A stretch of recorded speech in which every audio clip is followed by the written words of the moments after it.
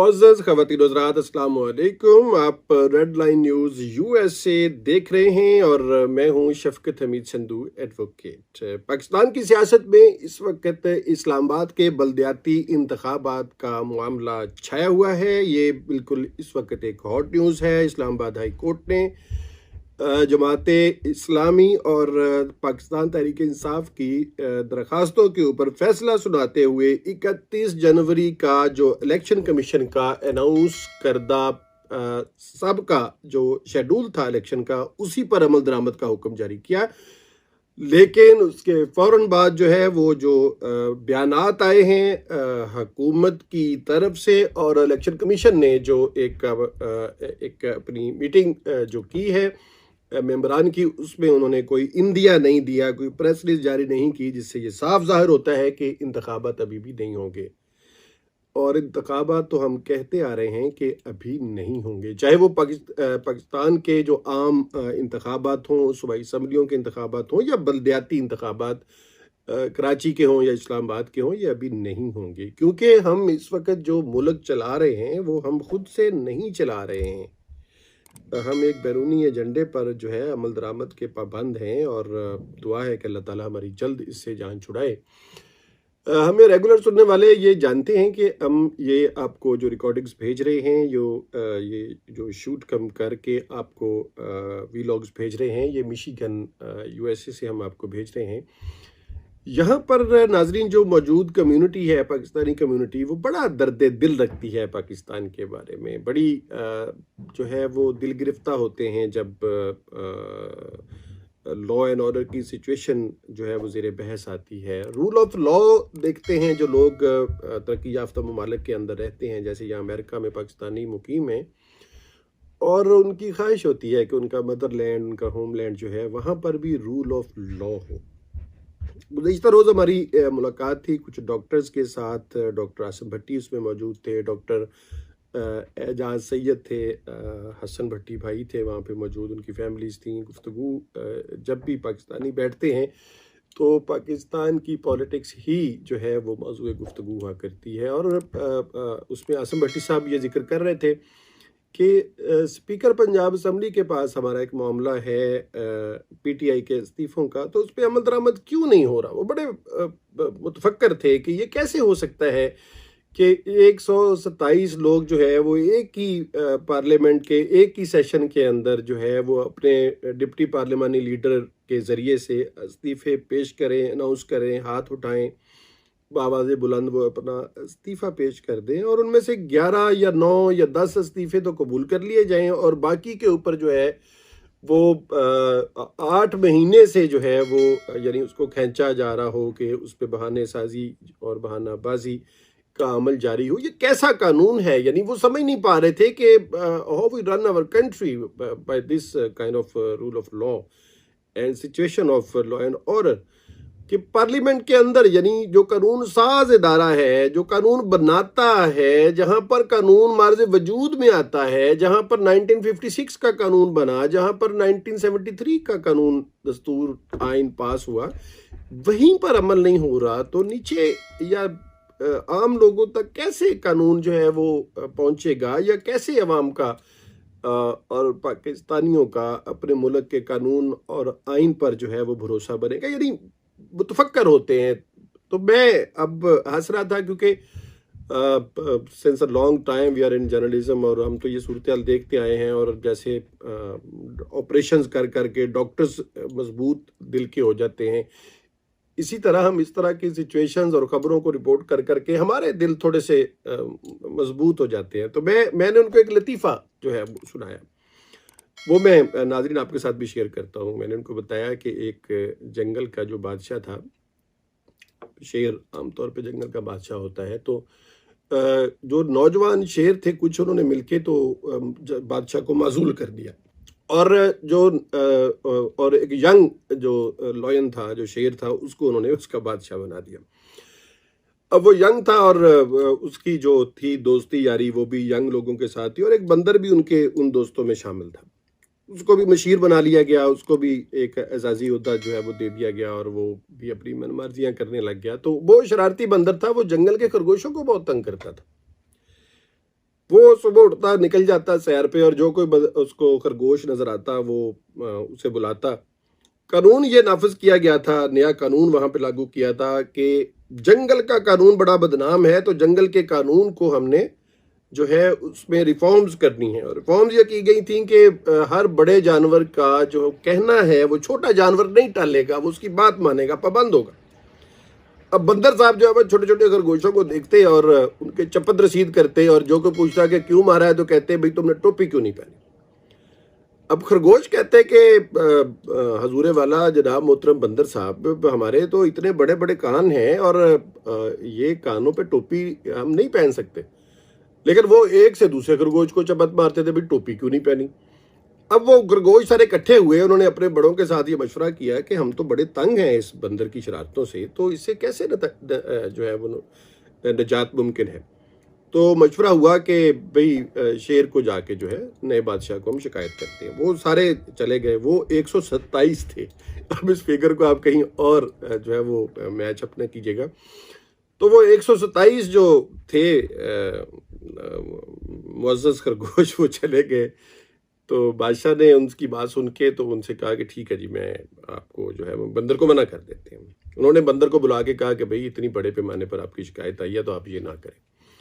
बंदर शरारती था, उसने शरारत नहीं छोड़ी, तरीकाकार उसने बदल लिया। अब वो क्या करता था कि अगर कोई खरगोश नजर आया तो उसको कोई काम कहता था, और जब वो काम करके आता था तो वो उसमें कोई बहाना निकाल के तो चप्पल जरूर रसीद करता था। जैसे उसने एक खरगोश को जब बुलाया और उससे कहा कि भाई मेरे लिए जाओ, फौरन भाग के समोसा लेके आओ। वो गया और उसने कहा जल्दी जल्दी लेके जाता हूँ ताकि बंदर साहब मुझे थप्पड़ ना मारे। तो समोसा लेके आया, समोसा लेके तो उसे कहते हैं हाँ भाई चटनी किधर है। उसने कहा जी उसका तो आपने नहीं कहा था। बंदर ने उसको थप्पड़ मारा। उसने कहा कि भाई तुम्हें इतनी भी अकल नहीं है कि बगैर चटनी के जो है तुम समोसा ले आए हो। अच्छा, इन शरारतों से फिर खरगोश इकट्ठे हो जाते हैं। उन्होंने मशवरा किया कि अब क्या करना चाहिए। तो एक बूढ़े खरगोश ने उनको मशवरा दिया कि भाई जैसे आप एहतियात करें, जब वो अगर आपसे समोसा मंगाता है तो आप चटनी ले जाएं, बल्कि चटनियाँ जितनी किस्म की बाजार में हो वो सारी साथ ले जाया करें, ताकि उसको बहाना ना मिले बंदर को कि वो आपको जो है वो थप्पड़ रसीद करे। अब अगले दिन क्या होता है कि वो सारे खरगोश समझ गए कि जी ये मशवरा हो गया है। बंदर साहब ने जनाब एक खरगोश को बुलाया, उसे कहते हैं कि जाओ भी समोसा लेके आओ। अब वो जब समोसा लेके आया तो बंदर साहब ने कहा जी के चटनी। उसने जी फौरन निकाल के चटनी दे दी। कहा अच्छा तो तुम दही की चटनी ले आए हो, तुमने आलू बुखारे की चटनी क्यों नहीं लाए। तो थप्पड़ मारने लगे तो खरगोश ने निकाल के आलू बुखारे की चटनी भी दे दी। उसने कहा जी हजूर ये भी हाजिर है। मैंने कहा अच्छा ये चटनी ले आया, तो वो जो सब्ज़ मर की चटनी है वो कौन लाएगा। उसने वो भी निकाल के दे दी। बंदर ने ना जी फिर जोरदार थप्पड़ मारा। खरगोश ने कहा सर अब मैंने सारी चटनियां भी दे दी हैं, समोसा भी दे दिया है, अब आपने क्यों मारा है। कहता तुमने टोपी क्यों नहीं पहनी। तो अब वो इसको रिलेट कर रहे थे, बल्कि लेकिन आप रिलेट ना कीजिएगा, मेरा ये मकसद नहीं था कि इसको रिलेट किया जाए। अब आप देखिए ना सूरत हाल तो फिर लाइकवाइज है कि आप 127 इस्तीफों में से आप अपनी पसंद के 9, 10, 11 चुन लेते हैं, वहाँ इंतखाब भी हो जाता है। और जब बाकी के 122, 23 या 20 जो है या 119 लोग आपके पास आते हैं तो आप उनसे कहते हैं कि जी नहीं आप इकट्ठे होके आएँ और मुझे हाथ से लिख के इस्तीफ़ा दें। वो हाथ से लिख के इस्तीफ़ा लाने के लिए आपसे वक्त मांगते हैं, आप वक्त नहीं देते हैं। जब आप वक्त देते हैं और वो जाते हैं तो आप उनसे ये कहते हैं कि नहीं भाई आप अकेले अकेले आओ। अब ये अकेले अकेले आने से मुराद ये है मोअज़्ज़ज़ नाज़रीन कि 120 लोग भी अगर या 121 लोग भी ये इस्तीफ़ा अगर पेश करना चाहते हैं और स्पीकर साहब कहते हैं कि आप अपने हाथ से लिखकर इस्तीफ़ा लाएंगे, उस पर ख़ुद सिग्नेचर करेंगे और आप ख़ुद अकेले मेरे हजूर पेशी जो है वो आपको भुगतनी पड़ेगी। तो उस पेशी में अब स्पीकर जो कौमी असम्बली है उनकी मसरूफियत भी होती है और वो उसको थोड़ा सा बढ़ा भी सकते हैं। वो क्या करेंगे कि 127 लोगों को मिलने के लिए 127 दिन मुख्तस कर देंगे। अब 127 दिन में अगर वो एक बंदे से रोज़ मिलते हैं तो 127 दिनों के अंदर हफ्ते और इतवार की बहुत सारी छुट्टियां भी आएंगी और ये 127 दिन पढ़ के कुछ 200 दिन के करीब हो जाएंगे। और इतने दिन भी अब इस हुकूमत को नहीं चाहिए क्योंकि ये सरवाइव नहीं कर पा रही है और ये जाने वाली है और ये पर तोल रही है कि ये चली जाए, क्योंकि बैरूनी एजेंडे पर इन्होंने जो काम करना था उसके अंदर इनका अपना एक ज़ाती एजेंडा था जिसके अंदर ये तकरीबन अपने तमाम चीदा चीदा बड़े बड़े केसेस से निजात हासिल कर चुके हैं। चीदा चीदा अपने जो मफरूर लोग थे उनको मुल्क में वापसी का परवाना मिल चुका है। अब वो बड़े बाइज्जत तौर पर जो है under the circle of security वो अदालतों में पेश होते हैं और हर पेशी के ऊपर बड़े से बड़ा रिलीफ याफ्ता जो एक फ़ैसला है वो हमें सुनने को मिल रहा है। तो लाइकवाइज एजेंडा तो तकरीबन इनका मुकम्मल हो चुका है। अब जो अगला एजेंडा जो उन्होंने अनाउंस किया था कि हम जो है महंगाई बहुत हो रही है, मुल्क की माशी सूरत हाल बड़ी अबतर है, तो हम तो इसको संवारने के लिए 13 जमातों के दिमाग मिल के आपकी खिदमत करने के लिए आए हैं। अब उसका तो बहुत बुरा हाल है, वो तो इनका पिट चुका है क्योंकि डॉलर्स की तो अब जो है वो बात करते हुए भी डर लगता है कि हमारे पास तो सिर्फ 6 अरब डॉलर रह गए हैं और 6 अरब डॉलर से तो हम कोई काम कर नहीं सकते हैं और भीख हमें मिल नहीं रही है। कारोबार हमारे बंद हो चुके हैं और कोई 500 के करीब जो है बड़ी छोटी मिल्स और फैक्ट्रीज़ के बंद होने की इतलात हैं। 2 लाख के करीब जो है वो मज़दूर उनको काम से जवाब मिलने की खबरें हैं। निशात मिल्स कैसी और कोहिनूर मिल्स कैसी बड़ी बड़ी फैक्ट्रीज़ थी और टोयोटा ने काम बंद किया, पाक सुजुकी ने काम बंद किया, इस तरह की खबरें रोज़ आ रही हैं। तो इस सूरत हाल के अंदर जब आपके पास कोई ऐसा ख़जाना मौजूद नहीं है जिसमें से आपने जो है कमाई भी करनी है और जिससे आपने अपनी मार्केट के अंदर एक से भी बनानी है और अपनी रेपुटेशन उसको भी बहाल रखना है, वो चूँकि लवाजमात मौजूद नहीं हैं और आपने ये भी देखना है कि आप अपने अपोजिशन जमात को, जो कि अब 13 जमातों के मुकाबले में एक पीटीआई सिर्फ तनहा खड़ी नज़र आ रही है, आपने उसको भी मौका नहीं देना, तो फिर बैरूनी आकाओं के मशवरे से यकीनन आप टेक्नोक्रेट गवर्नमेंट की तरफ जाएंगे और ऐसे में जो है आप बल्दियाती इंतखाबात करा देंगे। तो ये जो है ये तो सोचना ही लाइक दानिशमंदी नहीं है कि जो है वो इस्लामाबाद में 27-28 किलोमीटर में जहाँ के हमारी वफाकी हुकूमत इस वक्त मौजूद है वहाँ पर ही ये इंतखाबात करा लेंगे, क्योंकि बिल्कुल जो सर्वेज़ आए हैं उनके मुताबिक इन 27-28 किलोमीटर के रेडियस के अंदर भी इनके पास 101 जो यूनियन काउंसिल्स थी उनके अंदर भी कम अज़ कम मुस्लिम लीग नून के पास जो है वो मुकम्मल कैंडिडेट मौजूद नहीं थे, जबकि पीटीआई ने अपना पूरा जो है वो कैंडिडेचर जो एक स्केलेटन था वो मुतारफ़ करा दिया था, बल्कि शायद 2-3 लोग तो बगैर मुकाबले के वो इंतखाब जीत भी चुके थे। अब चूँकि हाई कोर्ट ने ये अनाउंस किया है कि जी आप अपने बहानेबाजी बंद करें, आप पहले यूनियन काउंसिल्स को 101 पर लेकर गए, इंतखाबात मुलतवी करा लिए, फिर आप इसको 125 पर ले गए हैं, इंतखाबात मुलतवी कराना चाहते हैं, तो ये बहाने साजी चुके समझ आ रही है। और जब 101 पर गए थे तो वहाँ इन्होंने एक बयान हल्फी भी जमा कराया था, एक एफिडेविट दिया था कि इंतखाबात कराने में संजीदा है वफाकी हुकूमत इस्लामाबाद के अंदर। तो अब हाई कोर्ट ने तो एक बहुत बड़ा डिसीजन दे दिया, लेकिन अपोजिशन को ये समझ नहीं आई, बल्कि उनका रद्द-ए-अमल तो बड़ा खुशगवार था कि जी बहुत अच्छा फैसला आया है, लेकिन ये समझ नहीं आई थी कि इस पर भी अमल दरामद नहीं होगा।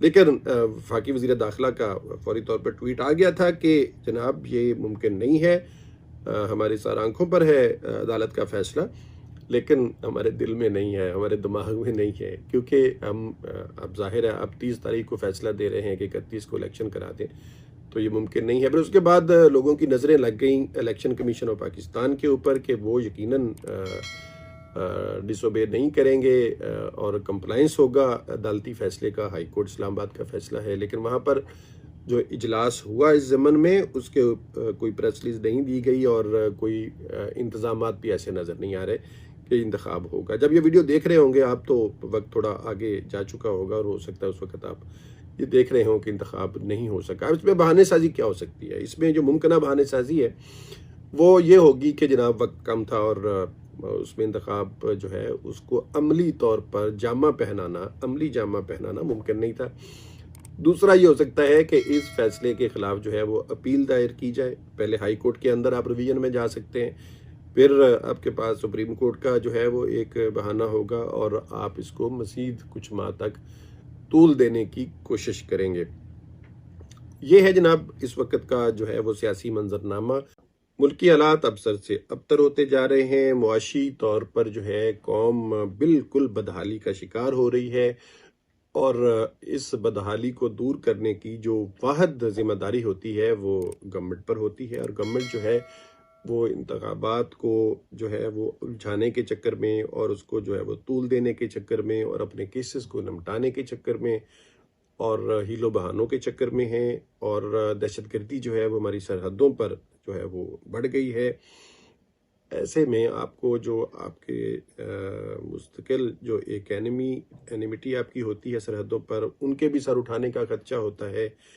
तो लिहाजा अब अवाम के पास जो एक ऑप्शन है वो यही है कि एक ऐसा भरपूर रद्द अमल जो है वो हुकूमत को दिया जाए और एस्टेब्लिशमेंट को रजिस्टर कराया जाए कि अवाम जो है वो बिल्कुल आपके तमाम तर जो इकदाम हैं उनसे बिल्कुल जो है वो उनको पसंद नहीं करती है और उससे जो है वो मुतमिन नहीं है। और इस जो बेइत्मीनानी का इजहार है वो बिल्कुल सड़कों पर आकर करना पड़ेगा। और इसका इनिशिएटिव जो है वो पीटीआई ने ले लिया है और जो है वो गली गली मोहल्ला मोहल्ला जो है वो एहतजाज का काम वो फिर नए सिरे से जो है वो शुरू कर रहे हैं, फिर से सड़क पर आ रहे हैं। तो ऐसे में जो है मुल्क से मोहब्बत रखने वाला कोई भी शख्स दुआ कर सकता है अल्लाह से कि अल्लाह करीम हमारे वतन की, हमारी आज़ादी की और हमारी सरहदों की हिफाजत फरमा। अब तक के लिए इतना ही। रेड लाइन न्यूज़ यूएसए से शफकत मीसंदू एडवोकेट को इजाज़त दीजिए। अपना ख्याल रखिए, अपने इर्द का ख्याल रखिए और अपनी आज़ादी का भी एहतराम कीजिए। पाकिस्तान जिंदाबाद, पाकिस्तान पाइंदाबाद।